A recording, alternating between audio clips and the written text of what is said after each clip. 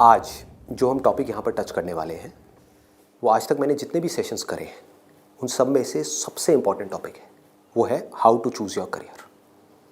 कि जो पेरेंट्स हमसे एक्सपेक्ट करते हैं कुछ हद तक वो एक्सपेक्टेशंस भी पूरी हो जाए और जो हम करना चाहते हैं वो भी हम कर सकें और आगे फाइनेंशियली ग्रो करने की जो पॉसिबिलिटीज़ हैं वो इनफाइनाइट हो। इससे पहले कि मैं आप लोगों को बताऊं कि ये चीज़ कैसे होगी या हमको क्या करना है, इसके लिए मैं आप लोगों से जानना चाहूँगा आप लोग अपना करियर कैसे चूज़ करते हैं। सर हम करियर चूज करते हैं जो हमारे पेरेंट्स आपस में सोचते हैं, जो बनना चाहते हैं वो सोचते हैं कि इसमें हमारा चिल्ड्रन फाइनेंशियली सही सक्सेसफुल हो सकता है और हो सकता है वो हमारे दिमाग में पहले से बचपन से सेट कर देते हैं कि आपको ये बनना है और हम छोटे होते हैं तो हम सोचते हैं कि यही हमारे लिए अच्छा ऑप्शन होगा, इसमें सक्सेसफुल हो सकते हैं। फिर वो बच्चे वही करने लग जाते हैं और फिर ये 90% बच्चे इससे चुनते हैं। मोस्टली क्या होता है कि फ्रेंड सर्कल के दबाव में आके लोग भेड़-चाल में आके कर लेते हैं, फ्रेंड ये करना तो हम भी ये करते हैं। सर बेसिकली जो होता है वो पेरेंट्स हमारे बोलते हैं कि 2 साल पहले उसने वो करा था, आज वो सक्सेस है। वो जो है तेरे बड़े भैया जो है वो आज यूएस में बैठे हैं, ये जॉब कर रहे हैं। हाँ, तो बेसिकली ये कहते हैं कि तू भी ये कर ले, तू भी उसकी तरह स्टैंड हो जा। कोई इंटरेस्ट के बारे में बात नहीं करता कि हमारा इंटरेस्ट किसमें है किसमें नहीं है। सर वो पेरेंट्स जब हमसे पूछते हैं कि आप ये नहीं करना वो नहीं करना तो बताओ क्या करना है, तो सर कई बार ये भी होता है कि हमारे पास ही जवाब नहीं होता, हम क्या करें, हमें यही नहीं पता होता।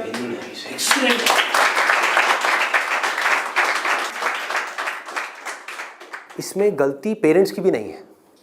जैसे मैं आपको बोलता हूँ कॉमर्स, कुछ लिमिटेड ऑप्शंस माइंड में आते हैं। क्या आते हैं?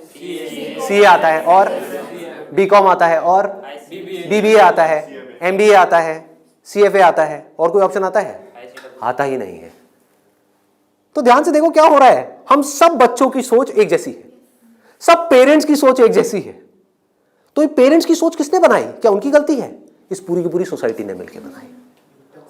पेरेंट्स की सोच बनी और पेरेंट्स से बचपन से आज तक जो उन्होंने सुना देखा करा वहां से आपकी सोच बनी आपके पेरेंट्स से। तो अल्टीमेटली आप में और आपके पेरेंट्स में कोई फर्क नहीं है, उनको ब्लेम मत करो। आपकी सोच भी उनके जैसी ही है। अगर नहीं है तो बताओ कोई और ऑप्शंस। नहीं आते ना माइंड में? साइंस में बोलता हूं, साइंस बैकग्राउंड, क्या ऑप्शंस आते हैं माइंड में? इंजीनियरिंग। इंजीनियरिंग में भी क्या आता है? जैसे इंजीनियरिंग वर्ड आता है क्या आता है माइंड में? आईआईटी आता है। ठीक है। मेडिकल में क्या आता है? एमबीबीएस, सर्जन्स, और कुछ? नो सर, बस यही है। देखो हमारी सोच कितनी लिमिटेड हो गई है। माइंड में कुछ आता ही नहीं है तो करेंगे कैसे? आपके माइंड में कुछ आएगा तभी तो वो चीज होगी। अगर माइंड में हिमालय नाम का पहाड़ होगा तभी तो उस पर चढ़ोगे। माइंड में हिमालय है ही नहीं तो कैसे चढ़ोगे? वहां तक जाना तो बहुत दूर की बात है। क्या करोगे? तो क्या होगा आपके साथ में? वही जो उन सब लोगों के साथ में हो रहा है जिनकी सोच ऐसी है। अपने आसपास में देख लो क्या हो रहा है उन लोगों के साथ में। अगर हम चाहते हैं हमारे साथ में कुछ अलग हो तो हमें क्या करना पड़ेगा? अपनी सोच को तोड़ना पड़ेगा।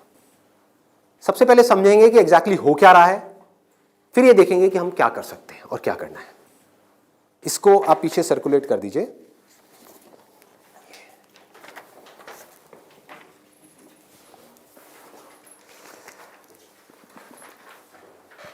इसमें लिखा है how to choose a career. अच्छा, पढ़ाई में हमको आगे बढ़ने के लिए मान लो जैसे मैंने बोला साइंस बैकग्राउंड, तो माइंड में क्या आया? इंजीनियरिंग आया, इंजीनियरिंग से आईआईटी आया, आईआईटी से कोटा आया, या और ये जो तैयारी वाले इंस्टीट्यूट्स हैं वो आए, वहाँ पर जाओ, जा करके तैयारी करो, यही सब होता है। तो अब अगर आपको इस रास्ते पे सक्सेसफुल होना है कि मतलब आपको आईआईटी में पहुँचना है, आईआईएम्स में पहुँचना है, मेडिकल में टॉप कॉलेज में पहुँचना है, तो क्या चाहिए? हार्डवर्क से काम हो जाएगा। आराम से सोचो, आराम से सोचो। ये जो सोच है ना हमारी वो बड़ी खतरनाक बनी हुई है। उसी सोच पे क्वेश्चन मार्क लगाना है। हार्डवर्क सबसे ज्यादा कौन करता है? एक रिक्शे वाला, लेबरर सक्सेसफुल हो जाता है वो। ऐसे बच्चे देखे हैं जो बहुत हार्डवर्क करते हैं और तब भी नहीं हो पाता उनका, और ऐसे बच्चे हैं जो इतना हार्डवर्क नहीं करते हैं, अपनी लाइफ में एक बैलेंस बनाते हैं, मतलब घूमते फिरते भी हैं, मजे भी करते हैं, साथ साथ में पढ़ाई भी करते हैं और वो टॉप कर जाते हैं। तो इसका मतलब क्या है? हार्डवर्क पे क्वेश्चन मार्क लगाओ। हार्डवर्क इंपॉर्टेंट है, लेकिन हार्डवर्क भी अगर सही डायरेक्शन में ना किया जाए तो बकवास है। समझ रहे हो? सक्सेस यहां है, आप वहां भाग रहे हो पूरी जान लगा करके पागलों की तरह, कभी सक्सेसफुल हो सकते हो? हार्डवर्क तो कर रहे हो, क्यों नहीं हो सकते? डायरेक्शन ही गलत है। सबसे पहले क्या चाहिए? एक सही डायरेक्शन चाहिए, सबसे पहले, मोस्ट इंपॉर्टेंट। मतलब कि जिस डायरेक्शन में हम भाग रहे हैं, पहले हमको उसको समझना है कि हम सही डायरेक्शन में भी भाग रहे हैं या इसलिए भाग रहे हैं क्योंकि सब भाग रहे हैं। या ये कहो, हो सकता है ये जो सब भाग रहे हैं उसमें से कुछ लोगों के लिए वो डायरेक्शन सही हो, हमारे लिए गलत हो। समझ पा रहे हो? पता कैसे चलेगा कि कैसे पता लगेगा? एक्सीलेंट। देखो क्या है, सिर्फ 2 पैरामीटर्स हैं जिसके ऊपर हमको दिमाग लगाना है। एक है कंपटीशन, एक है कंसंट्रेशन पावर। जहां पर भी कंपटीशन ज्यादा है, मतलब क्या है कि वहां पर लाखों बच्चे ट्राई कर रहे हैं, होना कितनों का है? 1%, 2%, 3%। रियलिटी है। मैं कुछ भी हाइपोथेटिकल बात नहीं करूंगा। क्या ये जो लाखों बच्चे ट्राई करते हैं, कोई भी ये सोच करके ट्राई करता है, लाखों रुपए जा करके कोचिंग इंस्टीट्यूट में स्पेंड करता है कि मेरा नहीं होगा? देखो कितना मजेदार है। मतलब लाखों को यह लग रहा है कि हमारा हो जाएगा। तो अब सबसे पहला यहां पर जो क्वेश्चन पूछना है, जो ना अभी पेरेंट्स पूछ रहे हैं ना बच्चे खुद पूछ रहे हैं, वो अपने आप से पूछना है। वो ये कि मेरी कंसंट्रेशन पावर्स कैसी है। सिंपल है ना, इसमें कोई कॉम्प्लिकेटेड है? कि अगर आपको इन कॉम्पिटिटिव एग्जाम्स में कॉम्पीट करना है, दिन में 10-10 घंटे पढ़ना है, 15-15 घंटे पढ़ना है, उससे भी काम नहीं होने वाला, क्योंकि बहुत लोग पढ़ते हैं फिर भी नहीं कर पाते। तो इसका मतलब क्या है? आपको अपने आप से सच बोलना होगा। अब ये बड़ा टेढ़ा काम है, क्योंकि दुनिया में हमारी आदत क्या पड़ी हुई है? झूठ बोलने की। हाँ, किसी से भी जा करके पूछो, हाँ भाई तेरे में पोटेंशियल है, कर लेगा आईटी? हाँ मैं तो कर लूंगा, मैं तो कर लूंगा। फिर हुआ क्यों नहीं? हुआ क्यों नहीं? अरे वो लक साथ नहीं हो पाया, कोई वजह होगी, नहीं हो पाया। मतलब क्या था? डायरेक्शन ही गलत थी, स्टार्टिंग ही गलत हो गई। अब आप कैसे ये डिसाइड करोगे कि आपकी कंसंट्रेशन पावर स्ट्रांग है या नहीं है? माइंड की थोड़ा सा डेप्थ में जाते हैं। कैसे डिसाइड करोगे? जब भी आप किसी कॉम्पिटिटिव एग्जाम में कॉम्पीट कर रहे हो, तो आपको ये देखना होगा आपके कॉम्पिटिटर्स कौन है। फॉर एग्जाम्पल, आप एक रेस में भाग रहे हो, आपके साथ में कोई एथलीट है जिसने 10 साल प्रैक्टिस करी है रेस में भागने की। आप कभी नहीं भागे, धीरे धीरे जॉगिंग करी है, लेकिन रेस में कभी तेज नहीं भागे। जीत पाओगे उससे? करो हार्डवर्क। वो 10 साल से भाग रहा है और वो रुकने वाला नहीं है, उसके पास में पूरा का पूरा एक मोमेंटम है। वो अगले 2 साल तक भी ऐसे ही भागने वाला है जैसे वो 10 साल से भागता आया है। आप अभी भागना शुरू कर रहे हो, तो पहले अपनी कंसंट्रेशन पावर्स को कंपेयर करना है किसी और के साथ। That is going to be a realistic solution. एक है थियोरेटिकल सोल्यूशन। थियोरेटिकल क्या है? माँ बाप कह रहे हैं बच्चों को भागो, बच्चे भी अंदर से कह रहे हैं भागो। यही हो रहा है, करेंगे करेंगे करेंगे करेंगे करेंगे, चार्ज अप हुए पड़े हैं पागलों की तरह। इनको ये नहीं समझ पा रहा कि मेरे अंदर वो स्ट्रेंथ है भी या नहीं है। बहुत बारीक बात है, अगर इसको हमको समझ आए तो। एक बॉक्सिंग रिंग में आप हो, ठीक है, तो सामने देखो कि जो बॉक्सर है वो है कौन जिससे आप लड़ने के लिए जा रहे हो। इसी को तो कंपटीशन बोलते हैं। तो अगर उस कंपटीशन को आपको जीतना है, और जीतना ही है, हारना किसको है? किसको अपने माँ बाप के पैसे डुबोने हैं? किसको अपनी लाइफ खराब करनी है? जीतना ही है। तो जीतने का क्या तरीका है? पहले अपने कॉम्पिटिटर्स की स्ट्रेंथ को समझ जाओ। समझ लो कि आप कॉम्पीट कर किसके साथ में रहे हो। वो कैसे समझोगे? रियलिस्टिकली अपने आप से पूछो, अपने स्कूल के बैकग्राउंड के बेस पे या जो भी आज तक आपने किया है उसके बेस पे। कुछ बच्चे होते हैं जिनको एक चैप्टर है, मान लो एक बुक में, उसको पूरा याद करने में या समझने में 1 घंटा लगता है। आपको कितनी देर लगती है? 5 घंटे, 6 घंटे, 10 घंटे या आधा घंटा? ये पूछो अपने आप से। Then you will be able to जज your strength in comparison to your competitors. ये जो 13 लाख बच्चे हैं, इसमें से 10% बच्चे ऐसे हैं जिनकी कॉन्सेंट्रेशन पावर्स एक्स्ट्रा ऑर्डिनरी है। उनसे अगर आप कॉम्पीट कर रहे हो तो एटलीस्ट आपकी कॉन्सेंट्रेशन पावर्स एक्स्ट्रा ऑर्डिनरी होनी ही चाहिए। और कॉन्सेंट्रेशन पावर एक दिन में एक्स्ट्रा ऑर्डिनरी नहीं होती है, ये प्रैक्टिस है। मतलब उन्होंने कई सालों तक इसकी प्रैक्टिस करी है, तब जाके उनकी कॉन्सेंट्रेशन पावर एक लेवल तक पहुंची है। तो आप अपने आप से ईमानदारी से सवाल पूछो तो सही कि आपकी कॉन्सेंट्रेशन पावर है कैसी। अगर एक्स्ट्रा ऑर्डिनरी है और आप ऐसे कंपटीशन में जा रहे हो जहां पे कंपटीशन बहुत हाई है, तो आपके सक्सेसफुल होने के क्या चांसेस हैं? क्या 100% है? पूछो अपने आप से, दिमाग को खोलो। दिमाग बंद हुआ पड़ा है लोगों का। आईआईटी में लोग कहाँ से आते हैं? सिर्फ दिल्ली से आते हैं, सिर्फ बॉम्बे से आते हैं? कहाँ से आते हैं? ऑल ओवर इंडिया से। मान लो 1 लाख बच्चे ऐसे हैं इंडिया में अलग अलग स्कूल्स में जो अपनी अपनी क्लास में टॉपर हैं। उनको क्या लग रहा है कि मेरी स्ट्रेंथ बहुत तगड़ी है। ये बात हो रही है टॉपर्स की। लेकिन जब वो जाएंगे कॉम्पीट करने तो और भी ऐसे टॉपर्स आए होंगे जो उनसे भी आगे होंगे। आप समझ गए? तो यहां पे आपने क्या किया? एक बहुत बड़ा काम कर दिया, अपने आप से सच बोल दिया और यही सच जा करके अपने घर वालों को बोल दिया। इससे क्या होगा? आप एक ऐसे कंपटीशन से बच सकते हो जहां पर आपके हारने के चांसेस बहुत ज्यादा है, क्योंकि एक्चुअल में कंपटीशन है किसके बीच में? देखो, उन लोगों के बीच में जिसमें पोटेंशियल है। एक रेस हो रही है ओलंपिक्स में, वो किसके लिए है? जिसने बहुत प्रैक्टिस करी है, जिसके अंदर पोटेंशियल है, स्टैमिना है, फोकस करने की पावर्स है, डिस्ट्रैक्शन से वो अपने माइंड को हटा सकता है, उसके लिए है ना। सबके लिए तो नहीं है। अगर सबको भगा दिया जाए उस रेस में तो क्या होगा? क्योंकि उसमें जीतने के बाद गोल्ड मेडल मिलता है, अखबार में फोटो आती है। अखबार में फोटो आती है ना, इन कोचिंग इंस्टीट्यूट्स की फोटो आती है, नाम लिखे होते हैं, ऑल इंडिया रैंक ये है, ये है, ये है। उसको देख करके क्या होता है माँ बाप की हालत? उनको उसकी फोटो नहीं दिख रही होती, अपने बच्चे की फोटो दिख रही होती है। यहाँ पे आने वाले इतने साल बाद मेरे बच्चे की फोटो होगी, मेरी बेटी की फोटो होगी, उसकी ये रैंक होगी। यहाँ से क्या हो रहा है? हम अननेसेसरी अपनी एक ख्याली दुनिया खड़ी कर रहे हैं। पेरेंट्स ने अपने दिमाग में एक ख्याल बना लिया। अब यहाँ तक प्रॉब्लम नहीं है, उन्होंने वो ही किया जो होना था। सबके साथ होता है, कौन नहीं चाहेगा? गड़बड़ कहाँ हुई? आप भी इस खेल को नहीं समझ पाए, आप समझ ही नहीं पाए हो क्या रहा है। ये जो कोचिंग इंडस्ट्री है आज की डेट में 1.5 लाख करोड़ की इंडस्ट्री है। ये पैसा कहाँ से आ रहा है? हम सबसे आ रहा है, हमारी जेब से आ रहा है। तो अगर इस खेल को हम समझ जाएं, हमारे पेरेंट्स नहीं भी समझ पा रहे क्योंकि वो तो सपने देखेंगे ही, और हम जाकर के बोले ये सपना आप अभी रोक दो, उस पर लगाम लगाओ, देखो पहले कि आपका बच्चा कहाँ स्टैंड करता है। गाड़ी आपके पास में 800 और कॉम्पीट करने की बात कर रहे हो फेरारी वालों से, बट इसका मतलब ये नहीं है 800 बुरी है। आप समझ गए मेरी बात? रेस में बुरी है, बट दिल्ली की सड़कों पे, पुरानी दिल्ली में फेरारी अच्छी है, 800 अच्छी है?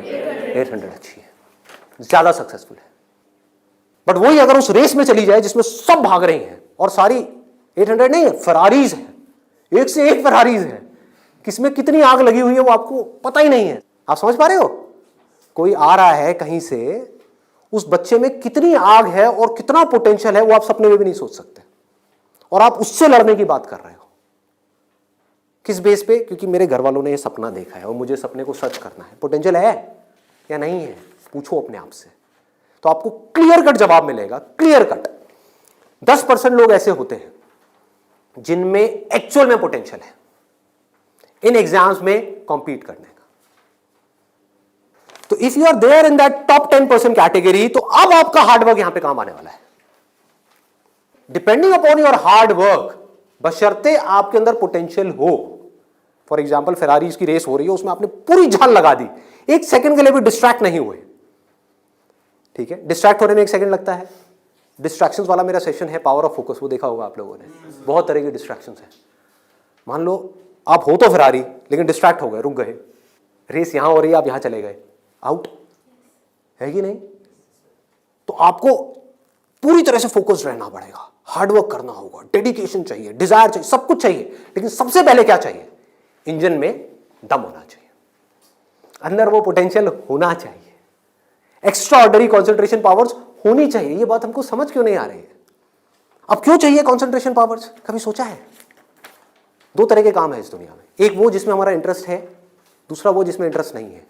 जहां इंटरेस्ट नहीं है वहां पर कॉन्सेंट्रेशन पावर्स का स्ट्रांग होना बहुत जरूरी है, जहां है वहां पर नहीं है, क्योंकि वहां तो ध्यान लग जाता है। वीडियो गेम खेलने के लिए कॉन्सेंट्रेशन पावर चाहिए क्या? क्यों? क्यों? इंटरेस्ट है तो वहां पर कॉन्सेंट्रेशन हो जाता है, खेलने में कॉन्सेंट्रेशन हो जाता है, और बहुत सारी चीजों में कॉन्सेंट्रेशन हो जाता है। पढ़ाई में हमें कॉन्सेंट्रेट करना पड़ता है, और चाहिए ही चाहिए, क्योंकि पढ़ाई में 99.99% लोगों का इंटरेस्ट नहीं होता। तो कैसे पढ़ाई में क्रैक कर पाएंगे? तब जब अपने ध्यान को ऐसी जगह पे रोकना आता हो जहां पे हमारा इंटरेस्ट नहीं है। और ऐसी स्ट्रेंथ कितने लोगों में होती है? सच सच बताना आज, मतलब ईमानदारी से, आप में से कितने हैं यहां पर जो आप क्लेम कर सकते हो कि मेरी जो कॉन्सेंट्रेशन पावर्स हैं वो एक्स्ट्रा ऑर्डिनरी है? ऑनेस्टली आपकी है, let's give a big hand for it. हम सब में से सिर्फ एक की, और ट्राई कौन करते हैं? सब करते हैं। मेजॉरिटी ऑफ पीपल, सब तो नहीं कह सकते, मेजॉरिटी ऑफ पीपल करते हैं। है ना खतरनाक खेल। और एक बहुत बड़ी चीज हुई है अभी यहां पर, आप में से सिर्फ एक ने अपना हाथ उठाया, बाकी ने नहीं उठाया। इसका मतलब आपने क्या किया? सच बोल दिया, एक्सेप्ट कर लिया। अगर अपने घर पे भी एक्सेप्ट कर लो तो क्या होगा? खेल शुरू होने से पहले ही खत्म हो जाएगा। अगर ये मेजॉरिटी ऑफ बच्चों को समझ आ जाए, इंडिया में लाखों बच्चे मेरी वीडियोस देखते हैं, उनको ये समझ आ जाए और वो अपने आप से सच बोल दें, अपना हाथ ऊपर ना करें, अपने घर पे जाकर के बोल दें मेरी कंसंट्रेशन पावर एक्स्ट्रा ऑर्डिनरी नहीं है। हाँ, मेरी क्लास में कुछ 4 बच्चे हैं, उनकी है, और वो भी कॉम्पीट करने जा रहे हैं, उनको करने दो। मुझे नहीं लगता कि मैं जीत पाऊंगा इस खेल में। हाँ, कुछ और ऐसे खेल हैं जहां पर मैं फाड़ दूंगा, तो क्या होगा? अब क्या आपके पेरेंट्स भेजेंगे आपको? पहले ही बोल दो, आपने भेजना है भेज दो, लेकिन आपका पैसा डूबेगा। 5 लाख डुबोने हैं, डुबो दो। भेजना है भेज दो, मुझे पता है मेरा नहीं हो पाएगा।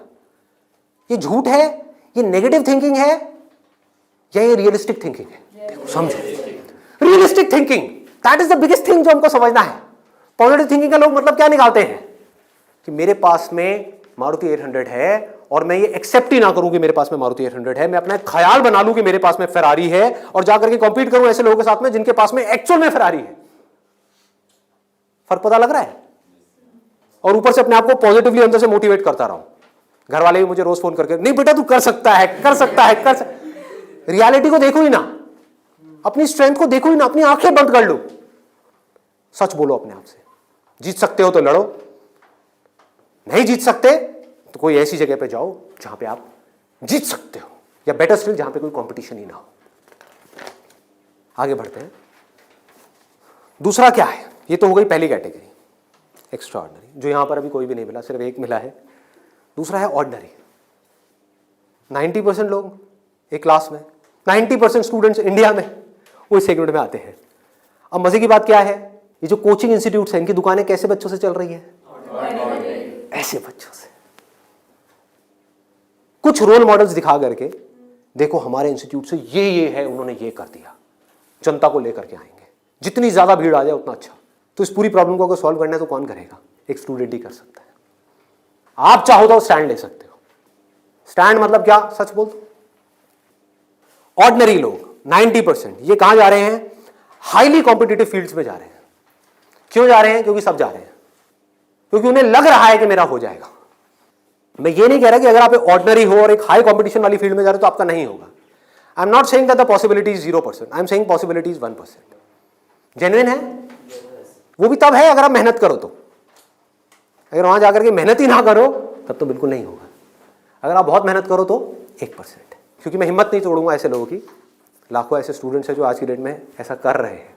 बट ये वीडियो मैं सिर्फ अभी करंट सिचुएशन के लिए नहीं बना रहा, मैं आगे तक देख रहा हूँ।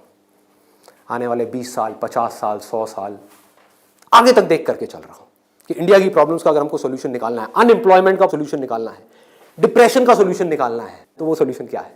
मेरी सोच वहां पर चल रही है। इसकी वजह से होगा क्या? अभी जो ऑलरेडी ऐसे ऑर्डिनरी स्टूडेंट्स हैं और वो ऐसी जगह पे चले गए हैं, तो उनकी हिम्मत टूट जाएगी इस वीडियो को देख करके। तो मैं उनको क्या कहूँगा? उम्मीद है, लगा दो जान। बस साथ में क्या कहूँगा उन पेरेंट्स को जो अब ऐसा गेम खेलने वाले हैं, उन स्टूडेंट्स को क्या कहूँगा? मोस्ट इंपॉर्टेंट जो मुझे देख रहे हैं, बड़ा सिंपल है कि अपने पेरेंट्स को जाकर के कहो मुझे नहीं लगता कि मेरे में पोटेंशियल है, मुझे नहीं लगता कि मैं कर पाऊंगा। हाँ, 1% चांस है। सच बोल दो। बोलो मैं ये नहीं कह सकता मैं कर ही नहीं सकता, 1% चांस, 99% चांस है मैं नहीं कर पाऊंगा। मैं जानता हूं अपने आप को, आप नहीं जानते, मैं जानता हूं। मुझे पता है अंदर से कि मैं क्या हूं, मुझे पता है अंदर से कि मेरे अंदर कितनी आग है, कितना पोटेंशियल है। मैं अपने दोस्तों के साथ में बैठ के पढ़ा हूं, मुझे पता है अंदर से कि मैं क्या हूं। तो आप क्या कहोगे? सच बोलोगे अपने घर वालों को जाके कि देखो अगर आप मुझे 2 साल तक की कोचिंग कराओगे, उसमें मान लो ₹1,00,000 साल की फीस हो गई, प्लस रहना खाना पीना what ever it is, total मान लो 2 साल में कितना खर्चा आया? 4-5 लाख रुपए। 5 लाख मान लेते हैं। तो आप बोलोगे अपने घर वालों को जाकर के, अगर अभी भी ये सब सुनने के बाद भी आप कहते हो कोई बात नहीं बेटा 1% चांस है तू कर ले, तो मैं आपको एक बेटर ऑप्शन देता हूँ प्रैक्टिकल रियलिटी के बेस पे। यहां पे अगर आपके पेरेंट्स आपके ऊपर दाव लगाते हैं, जीतने के चांसेस क्या है पेरेंट्स के? 1:100। इससे बेटर ऑप्शन क्या है? गोवा जाओ। Seriously, I am serious about it, मजाक नहीं कर रहा। गोवा जाओ, वहां पे कैसीनोज हैं। वहां पे अगर आप 5 लाख रुपए लगाते हो, एक रूले करके गेम है, पता है आप लोगों को? सारे जुआरी हैं क्या यहाँ पे?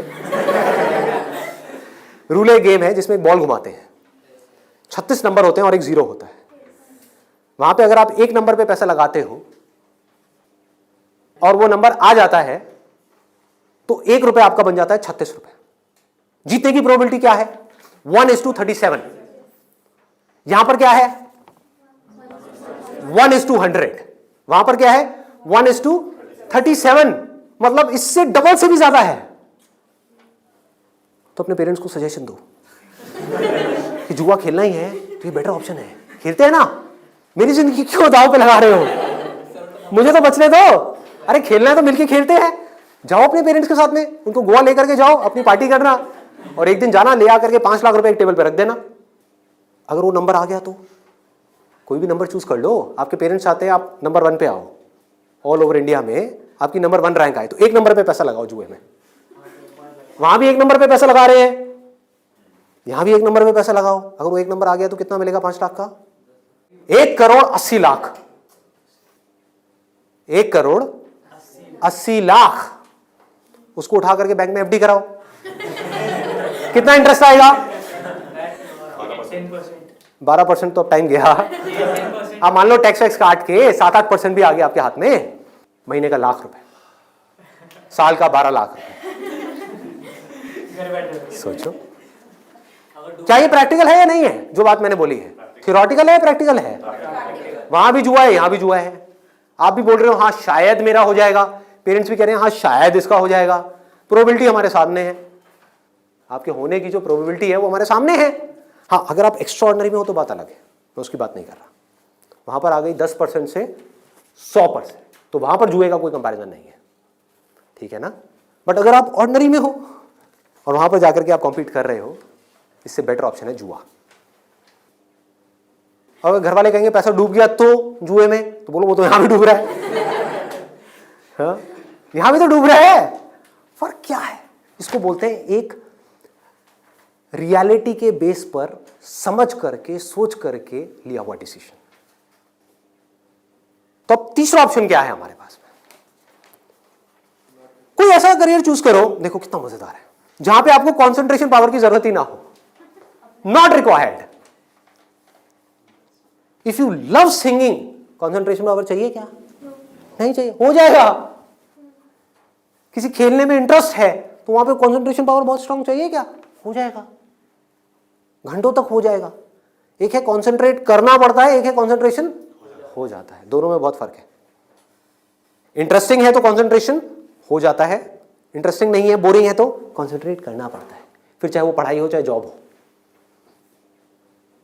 ये छोटी सी सोच चाहिए, समझ चाहिए।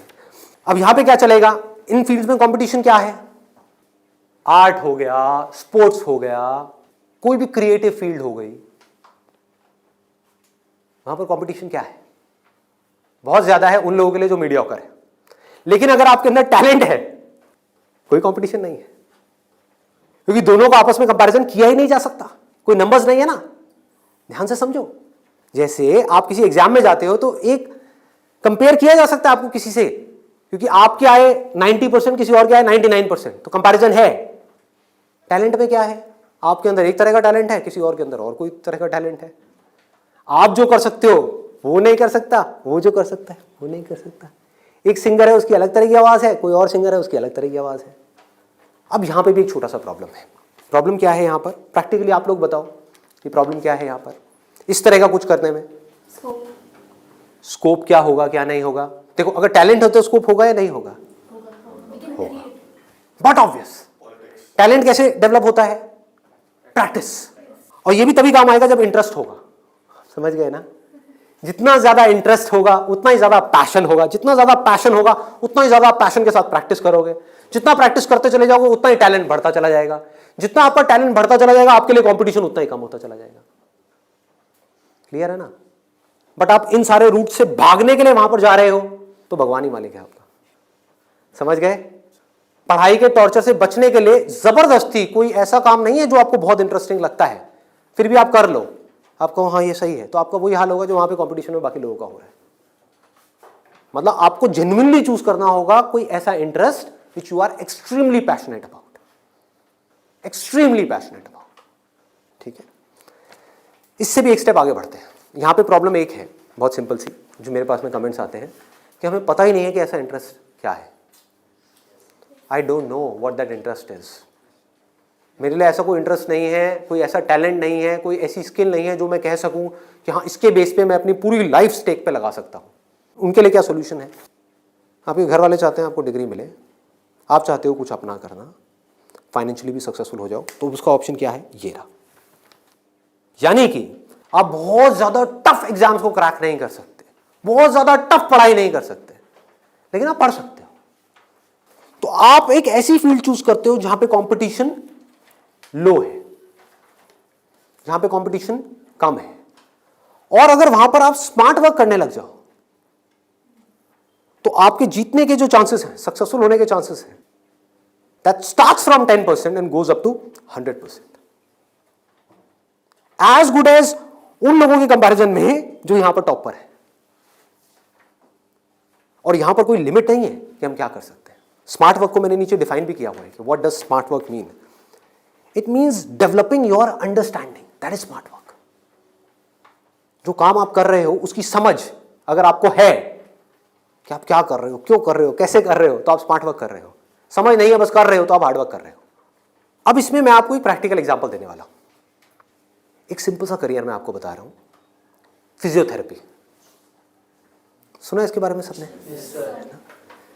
अभी कुछ दिन पहले मेरी नेक में थोड़ा सा पेन हुआ, मैंने गूगल पे जाकर के सर्च किया physiotherapy services at home in my area. Locality मैं नहीं बताऊंगा, नहीं तो लोग मेरे घर आ जाएंगे। तो मैंने सर्च किया, वहाँ पर ऊपर कुछ लिस्टिंग्स आई, कुछ वेबसाइट्स आई, उसमें एक डॉक्टर का नाम मुझे मिला, उनकी मैं वेबसाइट पे गया, वहाँ जा करके उन डॉक्टर के बारे में मैंने 2-3 मिनट पढ़ा, समझा, मुझे अच्छा लगा पढ़ करके, समझ करके। उनको फ़ोन किया, वो मेरे घर पे आए, उन्होंने मुझे 7 दिन तक फिजियोथेरेपी ट्रीटमेंट दिया। वो एक ट्रीटमेंट का लेते हैं 500 से 700 रुपये, कई बार 1000 रुपये भी लेते हैं, depending upon the complications and time involved. मेरे से उन्होंने लिए 500 रुपये। मैंने उनसे पूछा कि आप दिन में ऑन एन एवरेज कितने ट्रीटमेंट्स करते हो? उन्होंने कहा एक दिन का ऑन एन एवरेज मैं 8 से 10 ट्रीटमेंट्स करता हूँ। मैंने कैलकुलेशन करी, दिमाग चलाया, 8 से 10 का मतलब क्या हुआ? 4 से 5,000 रुपये एक दिन का, एक महीने का नहीं, एक दिन का। कितना हो गया एक महीने का? लाख से 1.25 लाख रुपए।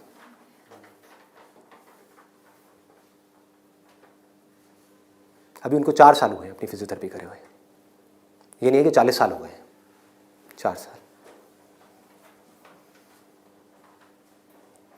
समझ रहे हो क्या किया उन्होंने, कैसे किया उन्होंने? वो सब आ जाता है स्मार्ट वर्क के अंदर। उन्होंने हार्ड वर्क नहीं किया, स्मार्ट वर्क किया। ज्यादातर लोग क्या करते हैं, एक हाईली कॉम्पिटिटिव फील्ड के अंदर जाकर के कॉम्पीट करते हैं, वहां होता है नहीं, जाकर के किसी लोकल कॉलेज में फंस जाते हैं, वहां से निकल करके जॉब के लिए धक्के खाते हैं। इसके आगे सोच बढ़ ही नहीं पाती है। जॉब नहीं मिल रही तो दुखी हो जाते हैं, उसके बाद में जब बहुत टाइम तक जॉब नहीं मिल रही होती तो जो भी जॉब होती है, जैसी भी जॉब होती है, कर लेते हैं। होता है प्रैक्टिकली ऐसा है? नहीं होता है। पढ़ाई करिए किसी फील्ड में, जॉब कर रहे हैं किसी और फील्ड में, मतलब जो वो पढ़ाई करी वो बेकार हो गई। स्मार्ट वर्क किसे कहते हैं? आप एक फिजियोथेरेपी कॉलेज में गए, कोई टॉप कॉलेज नहीं जहां पे अगेन कंपटीशन है, किसी लोकल कॉलेज से। क्योंकि कोई भी जब फिजियोथेरेपी कराता है तो पूछता नहीं आपने कौन से कॉलेज से किया है। मैंने नहीं पूछा, कोई नहीं पूछता।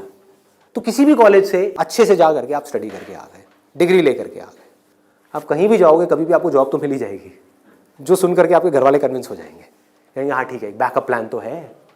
तो एक ऐसा रास्ता जहां पर वर्स्ट केस सिनेरियो में आपको जॉब भी मिल जाए, लेकिन बेस्ट केस सिनेरियो की कोई अपर लिमिट ना हो। अब बात आती है कैसे करोगे आप इस चीज को। इसका स्कोप देखो, कि आने वाले टाइम में अभी जितनी तेजी से मोबाइल, लैपटॉप, कंप्यूटर सब लोग इस तरह भाग रहे हैं, सबके ये प्रॉब्लम्स आनी ही आनी है। बैक में प्रॉब्लम आनी ही आनी है, नेक में प्रॉब्लम आनी ही आनी है, और पता नहीं कितनों को कितनी आनी आ भी रही है। आपके घर में भी जो आपके पेरेंट्स हैं उनको सबको कहीं ना कहीं दर्द होगा।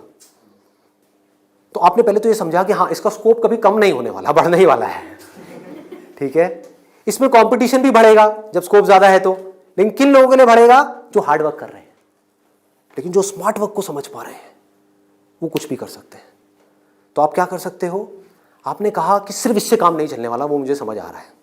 जैसे मैंने फिजियोथेरेपी का किया, सिर्फ इससे काम नहीं चलने वाला, तो इसके साथ में कुछ और चीजें भी हैं जो मुझे सीखनी पड़ेंगी। क्या सीखना पड़ेगा? जिसका हो सकता है इससे डायरेक्ट कोई कनेक्शन ना हो। 1 महीने का छोटा सा कहीं से वेबसाइट डेवलपमेंट का कोर्स कर लिया, और ऑनलाइन मार्केटिंग का, कि ऑनलाइन मार्केटिंग कैसे करते हैं। गूगल में जब भी आप कुछ सर्च करते हो तो वहाँ पे एड्स आती हैं, उसको बोलते हैं गूगल एडवर्ड्स। ये किस तरह से काम करता है? आपने कहा ऑनलाइन मार्केटिंग मैंने सीख ली, उसके अलावा मुझे अपनी कम्युनिकेशन स्किल्स पे काम करना होगा, क्योंकि अगर मैं कहीं जा रहा हूँ, किसी से बात कर रहा हूँ और मैं बेवकूफ़ लग रहा हूँ बात करने में, तो कोई मुझे दोबारा क्यों बुलाएगा? तो आपने क्या किया? कम्युनिकेशन स्किल्स का एक कोर्स किया 1 महीने का, उसके अलावा इंग्लिश स्पीकिंग का एक कोर्स किया 6 महीने का या 1 साल का। इस सबसे हो क्या रहा है? आप एज एन इंडिविजुअल बेटर बनते चले जा रहे हो। उसके बाद में धीरे धीरे आप अपनी एक क्लाइंटेल बनाओगे। शुरू में मान लो आपको दिन में 2 या 4 लोगों ने बुलाया, वर्स्ट केस सिनेरियो मान लो ना, घर से आप ऑपरेट कर रहे हो, अभी आपने कोई अपना क्लिनिक नहीं बनाया है, घर से आप ऑपरेट, और ये कोई थ्योरेटिकल बात नहीं है, ऐसे बहुत सारे लोग हैं जो ऑलरेडी ये काम कर रहे हैं, बहुत लोग कर रहे हैं। अपने नाम को मल्टीपल वेबसाइट्स में आप लिस्ट कर दोगे, इनको डायरेक्टरीज बोलते हैं, ऑनलाइन डायरेक्टरीज। तो ऑनलाइन सर्च इंजन में कोई भी कुछ भी सर्च करेगा तो कहीं ना कहीं वो आप तक पहुंच जाएगा, चाहे वो एक वेबसाइट के थ्रू पहुंचे, चाहे आपके थ्रू पहुंचे, चाहे ऐड के थ्रू पहुंचे, चाहे कहीं से भी पहुंचे, वो आप तक पहुंचेगा। अगर उनको आपने सेटिस्फाई कर दिया, अपनी बातों से भी, अपने ट्रीटमेंट से भी, ईमानदारी से, जेन्युइनली अच्छा ट्रीटमेंट कर दिया, तो वो क्या करेंगे? लोकेलिटी में रिकमेंड करेंगे, अपने फ्रेंड सर्कल में करेंगे, अपने रिलेटिव्स में करेंगे। तो धीरे धीरे क्या होगा? कुछ महीनों में क्या होगा? यहाँ पे थोड़ा पेशेंस रखना होगा। ये नहीं है सारा काम 1 दिन में हो जाएगा। आईआईटी में भी आपका एडमिशन हो गया तो ये नहीं कि हलवा है वहां से क्लियर करना, 4 साल तक लग करके दिन रात काम तो करना ही पड़ेगा ना, यहां भी करना पड़ेगा। तो आप सीखते जा रहे हो, समझते जा रहे हो, धीरे धीरे आपको कुछ ऐसी टेक्नोलॉजीज के बारे में पता लगेगा, कुछ ऐसे इक्विपमेंट्स के बारे में पता लगेगा। इसमें हजारों तरह के इक्विपमेंट्स हैं, हजारों तरह की चीजें हैं, अलग अलग तरह के ट्रीटमेंट्स के लिए। इतनी बड़ी फील्ड है ये। आप आने वाले टाइम में फिजियोथेरेपी का एक ऐसा क्लिनिक बना सकते हो अपनी सिटी में या कहीं पर भी, जो अपने आप में स्टेट ऑफ द आर्ट हो, मतलब ऐसा जो पूरे इंडिया में ना हो। और क्लिनिक आप ऐसे करते करते धीरे धीरे, अभी 1 दिन में या 2 दिन में नहीं होगा, मान लो 5 साल में होगा, 10 साल में होगा, 20 साल में होगा। क्लिनिक कितना बड़ा हो सकता है, कितने क्लिनिक्स हो सकते हैं, क्या क्या हो सकता है, कोई लिमिट नहीं। अगर कुछ लोग जो मेरी इन बातों को समझ पाए, जो बातें मैं कर रहा हूं, और कुछ ऐसी डायरेक्शन में जा पाए सेंसिबल तरीके से, smartly, not by doing a lot of hard work but by doing smart work, तेजी से आगे बढ़ पाए, तो आने वाले टाइम में यही वो लोग होंगे जो आने वाले टाइम में लोगों के लिए जॉब अपॉर्चुनिटीज क्रिएट करेंगे। अंदर से एक ये फीलिंग होनी चाहिए कि मुझे लोगों की प्रॉब्लम्स को सॉल्व करना है। अगर मैं कर पाया तो मेरी प्रॉब्लम्स तो सारी अपने आप सॉल्व हो जाएंगी, वो लोग करेंगे ना। अगर आपने किसी के दर्द का इलाज कर दिया तो वो आदमी आपको पता है क्या कहेगा? बताओ आपको क्या चाहिए। वो लोग आपके पीछे आएंगे। आपने उनको बोल दिया ना, नहीं मैं आज आपका ट्रीटमेंट नहीं कर रहा, नहीं नहीं डॉक्टर साहब आप बताओ कब आओ। मतलब कि अपने आप को अंदर से स्ट्रांग बना लो तो दुनिया भागती हुई आपके पास आएगी। ये एक रास्ता है। एक है अंदर से तो स्ट्रांग बनो मत और दुनिया के पीछे भागते रहो। भैया मेरा कुछ हो सकता है, भैया मेरा कुछ हो सकता है, भैया कहीं लगवा दो, जॉब लगवा दो, भैया ये भैया वो भैया वो। अरे काहे का भैया, समझे? ये एटीट्यूड चाहिए। डंके की चोट पे आप काम करो। मैंने लाइफ में जो भी काम किया है बिल्कुल एटीट्यूड के साथ किया है। ये मैं कर रहा हूं, आपको चाहिए तो लो, नहीं चाहिए तो आगे बढ़ो।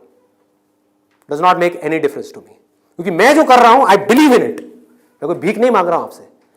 और बहुत सारे लोग होते थे जिनको मैं मना कर देता था, जो मैं नहीं कर रहा तुम्हारा शूट, और वो जा करके 4 लोगों को पकड़ के ले आते थे, ये बंदा जेन्युइन है, इसमें दम है ना बोलने का।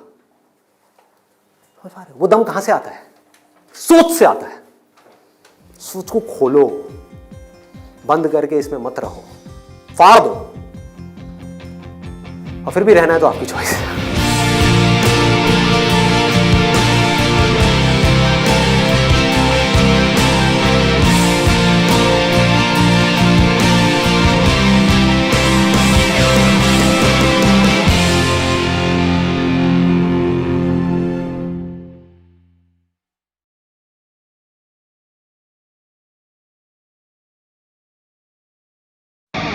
Thank you.